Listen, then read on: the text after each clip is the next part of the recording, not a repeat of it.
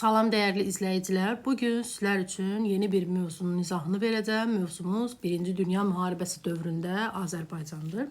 1-ci Dünya Müharibəsi neçənci illəri əhatə edir? 1914-də başlayacaq, ta ki nə vaxta qədər? 1918-ə qədər davam edəcək. Kimlər arasında gedirdi bu 1-ci Dünya Müharibəsi? Antanta və Üçlər İttifaqı arasında gedən bir mübarizə idi. Neçənci illər oldu? 1914 və 1918-ci illəri əhatə elədi. Sonra müharibə illərində Azərbaycan haqqında məsələn İngiltərə, Fransanın planı, Almaniyanın planı və Osmanlının planı nə idi? Bunlardan danışaq. Ümumiyyətlə 1918-in yazına qədər Azərbaycan ərazisi hərbi əməliyyatlardan kənarda qaldı. Nə vaxta qədər? 1918-in yazına qədər. Müharibədə İngiltərə, Fransadır, Almaniyadır, Osmanlıdır. Bunların hər birinin Azərbaycanla bağlı xüsusi planları var idi. Məsələn, nə idi? Bu dövrdə, yəni İngiltərədə, Fransa, bunlar əsasən 1917-nin sonuna qədər, yəni bunların planlarında Azərbaycan yer almırdı. Sonradan amma gördülər ki, İngiltərə gördü ki, Rusiyaya istehsal olunan neftin hardasa 80%-ni, 83%-ni Bakı ödəyir. Bundan sonra, yəni Bakıya iddialar etməyə başladılar. Sonra Almaniya planı nədir? Almaniya əsasən Cənubi Qafqaz ərazisində milli qüvvələrlə, xüsusilə də kimlərlə, gürcülərlə əlaqə yaradırdı və əsasən də Azərbaycanı ələ keçirmək uğrunda əsas onların müttəfiqi kim idi? Osmanlı idi. Bu belə. Osmanlının planı nədir bəs? Osmanlı əsasən bu dövrdə yeni kitab əlavə olunub, turançılıq ideyasını irəli sürürdü. Turançılıq ideyasını irəli sürürdü və sual verə bilərsiniz ki, turançılıq ideyası nə vaxt yaranır? Ümumiyyətlə, bundan deyim ki, türk xalqlarının, burada yəni turançılıq ideyasında göstərilir nə? Türk xalqlarının birliyini yaratmaq.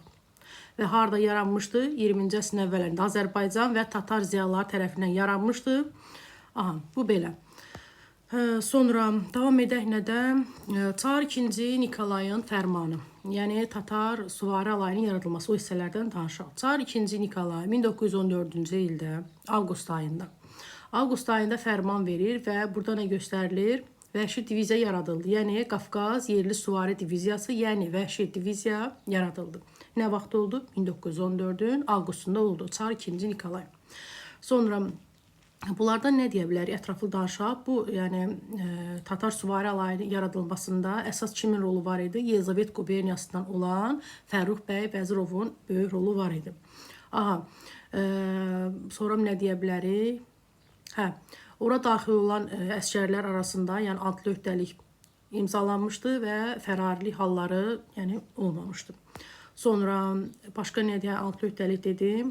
Sonra bir də ki, digər hissələrdən, yəni qoşun hissələrinə bu vəhşi diviziyanın fərqi nə idi? Vəhşi diviziyanın fərqi oydu ki, onun maliyyələşməsi elə öz hesablarına olurdu. Yəni at baxımından, yəhərdir, yəni silahdır və s. Bunları özləri təmin edirdi.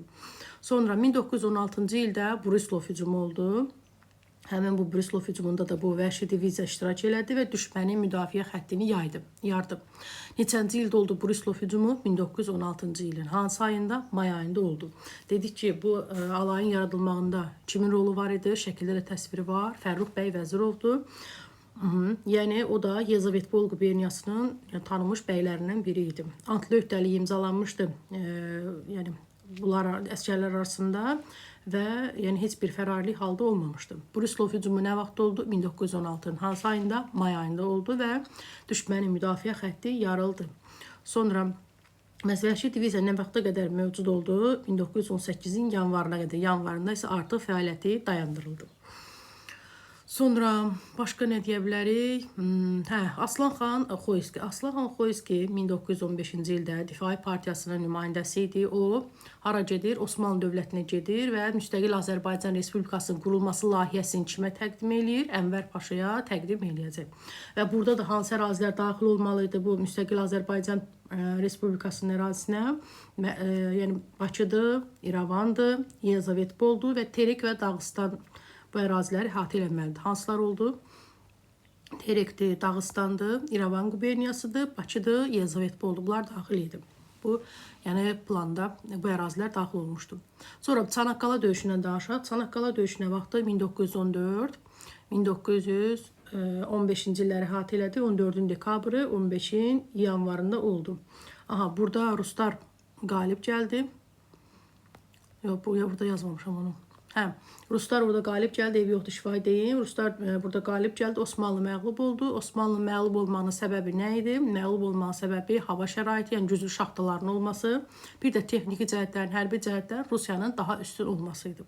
Sonra, bayaq dedim ki, 1915 yuxarı qalxaq avqustunda, bir dəqiqə, 1914-cü il avqustunda 2-ci Nikolay 6 alaydan ibarət Qafqaz Yerli Süvari Diviziyası yaradılması haqqında qərar vermişdi. Və nəhayət gələk aşağı 1915-ci ildə iyununda isə Çar fərman verir ki, Azərbaycan kəndlilərində, yəni kişilərin 30%-i yəni hərbi xidmətə getdi və bu da təbii ki, kənd təsərrüfatına ağır nəticə vurdu. Sonra bu dövrdə, yəni müharibə dövründə Azərbaycanda vəziyyət pis idi, qiymətlər qalxmışdı, möhtəçirlik başa alıb getmişdi və buna görə də qiyam baş verəcək Bakıda, qadınların qiyamıdır. 1916-cı ildə oldu, qiyam da yatırılacaq. Və digər ərazilərdə də bir sıra yəni tədbirlər olacaq. Buranı təkərradıq, danışdıq, yuxarı qalxaq, nədən? Hərbiçilərdən danışaq. Müharibə dövründə iştirak etmiş Azərbaycan hərbiçilərindən biz kimi tanıyırıq? Məsələn, Səməd bəy Mehmandarov tanıyırıq, sonra Əliağa Şıxlinskidir, Hüseyin xan Naxçıvanskidir, Fərux ağa Qayıbovdur, İbrahim ağa Vəkilovdur və s. İndi bunların hər biri haqqında danışaq. Səməd bəy Mehmandarov. Səməd bəy Mehmandarov rütbəsi nədir? Generaldır. O nə deyə bilir? General leytenantdır. Qərb cəbhəsində komandan olmuşdu. Demək, nə oldu? Səməd bəy Mehmandarov generaldır. General leytenantdır. Qərb cəbhəsində diviziya komandanı olmuşdu. Sonra 1915-ci ildə ona müqəddəs Georgi silahı verilmişdi. Bu müqəddəs Georgi silahı yəni hər adama verilmir. Ümumiyyətlə 8 nəfərə verilmişdi. Həmçinin də biri Səməd bəy Mehmandarovdur. Müqəddəs Georgi silahı. Sonra o hansı dövlətlərin mükafatına layiq görülmüşdü? Rusiyadır, Fransadır. Görün, burada yazmışam mı? Müqəddəs Georgi silahı burada təsvir olunub. İngiltərədir, Fransadır, sonra Rusiyadır, Rumıniyadır. Bunların mükafatına layiq görülmüşdü. Sonra başqa nə deyə bilərik? Biraz yuxarı qalxaq. 1914-cü ildə 14 sentyabrında Polşada 3 gün heç bir kömək almadan Almanların ordusunu məğlub etmişdi. Hətta Rusların 2 korpusunun da mühasirəyə düşməməsi üçün yəni mübarizə aparmışdı. İndi bir də təkrar edək. Səməd bəy Mehmandarov necə oldu? General leytenant oldu. Qərb cəbhəsində komandan idi. Müqəddəs Georgi silahına layiq görülmüşdü. Sonra Rusiyadır, Fransadır, İngiltərənin, Rumıniyanın medallarına layiq görülmüşdü. Sonra 2 Rus ordusunun mühasirəyə düşməyinə, yəni rüsvayçılıqla məğlub olmağını xilas eləmişdi onları. Polşada 3 gün heç bir yardım almadan Almanları məğlub etmişdi. Sonradan da 1917-də bilirik ki, fevral inqilabı olur və nəticəsində də o, yəni Çar Nikolay devriləcək və o da istefa edəcək. Sonra Əliağa Şıxlinskidən danışaq. Əliağa Şıxlinski kimdir? O, Artilleriya Zabitlər Məktəbinin rəisi idi. Sonra uğurlarına görə Rusiyanın, Fransanın medallarına layiq görülmüşdü. Rus artilleriyasını Allah adlanır. Sonra hədəfin dəqiq nişan alması üçün Şıxlinski üçbucağını, yəni onun adı ilə bağlıdır. Sonra Peterburqun toplarla müdafiəsi məhz onun adı ilə bağlıdır. Sonra yenə də bu da, yəni Əliağa Şıxlinski də Səməd bəy Mehmandarov kimi 1917-ci ildə fevral inqilabı baş verəndə nə edəcək? Fevral inqilabı baş verərkən, yəni Çar 2-ci Nikolay devri, o da istefa verəcək. Bir də təkrar edək. Əliağa Şıxlinski necə oldu? Artilleriya Zabitlər Məktəbinə rəis təyin olunmuşdu. Sonra Rusiyanın, Fransanın mükafatlarına layiq görülmüşdü. Peterburqun toplarla müdafiəsi ona tapşırılmışdı. 1917-ci ildə də fevral inqilabı zamanı da, yəni hakimiyyətdə Nikolay devrilir və bu da istefaya gedəcək. Sonra danışaq nədən? Hüseyin xan Naxçıvanski. Hüseyin xan Naxçıvanski, ondan nə deyə bilərik? 1915-ci ildə, ilk öncə ondan deyək ki, o Çarın, yəni 2-ci Nikolayın müsəlman olan yeganə yavəri idi, yəni adjutant idi. Kim? Hüseyin xan Naxçıvanski. Sonra başqa ona nə deyə bilərik? 1915-ci ildə Visla çayı sahilində Alman Von Mackenzie'nin qoşunlarını məğlub etmişdi. Von Mackenzie'nin də şəkli təsvir olunub. 1915-ci ildə oldu. Deməli, Visla çayı sahilində Almanı məğlub etdi. Sonra davam edək. Nədən? Başqa bundan nə qaldı? Dedik ki, qərb və cənub-qərb cəbhəsində Qərb və Cənub-Qərb cəbhəsində döyüşlərdə uğur qazanmışdı. Sonra Qvardiya Suvari Korpusuna komandan təyin olmuşdu 1916-cı ildə. Sonra başqa nə deyə bilərik? Bundan Visla çayı sahilində dedik ki, Almanları məğlub elədi. Sonra Çarın müsəlmanla yeganə yavəri idi. Bundan bu qədər. Bu hissəni danışdıq. Sonra nədən danışaq? İbrahim Ağa Vəkilovdan danışaq. İbrahim Ağa Vəkilov kimdir? Onlardan danışaq.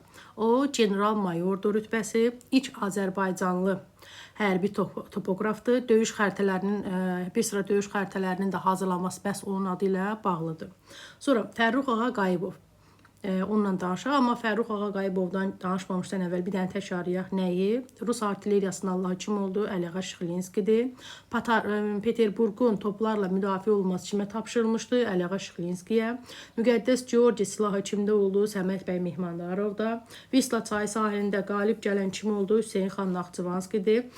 Qərb və Cənub-Qərb cəbhəsində döyüşlərdə fərqlənən kim oldu? Hüseyin xan Naxçıvanski oldu. İndi keçək Fərrux Ağa Qayıbov. Fərrux Ağa Qayıbov ilk Azərbaycanlı hərbi təyyarəçidir. O harda xidmət eləyib? Qərb cəbhəsində xidmət elədi və 1916-cı ildə döyüşdə Almanların 4 təyyarəsinə 3-ünü vurdu və sonra da özü də həmçinin həlak oldu. Sonra bu da, yəni Fərrux Ağa Qayıbov da Müqəddəs Georgi ordeni ilə təltif olunmuşdu və onun da hal-hazırda Qazaxda Fərrux Ağa Qayıbovun şərəfinə ucaldıran təyyarədir, yəni onun abidəsidir də belə deyək. Sonra buranı danışdıq və nə qaldı? Buradan danışmadı. Bu hissəni bayaq danışdıq. Qalan hissə olmadı. Amma yazma, burada qeyd eləməmişəm. Qısa şəkildə deyim ki, müharibənin Cənubi Azərbaycana təsirləri necə oldu? Pis oldu. Yəni Şimali Azərbaycan kimi Cənubi Azərbaycana da müharibənin təsirləri pis oldu. Amma müharibə illərində vəziyyət necə idi? Bunlardan danışaq. 1917-ci ildə Təbrizdə Alman kapitalına məxsus xalça fabriki açılmışdı və bunu qeyd edim ki, 1912 xronologiya düşür. Onu əzbərləyin. Müharibə dövründə, ümumiyyətlə müharibənin əvvəlində Qacarlar özünün bir tərəf olduğunu elan eləsə də, amma ərazi döyüş meydana çevrilir və müəyyən müddət həm Osmanlı tərəfindən, Rusiya tərəfindən və İngiltərə tərəfindən bura tutulacaq. Sonra və Osmanlı buradan nə vaxt çıxır? Sarıqamış əməliyyatından sonra, çünki Osmanlı məğlub olur və 1915-in yanvarında və Alman-Türk blokun planı pozulacaq. Sonra Ruslar buranı tutacaqlar, Təbrizi tutacaqlar və Təbrizdə də yerli əhali Rusiyaya qarşı İran Demokratik Partiyasının Təbriz təşkilatını yaradacaqlar və Rusiya da buradan çıxacaq 1917-nin fevral inqilabından sonra və yəni hakimiyyət devrilir. Sonradan bura ingilislər tutacaqlar buranı. İngilislər də kimlərin köməyi ilə burada qırğınlar törədəcəklər.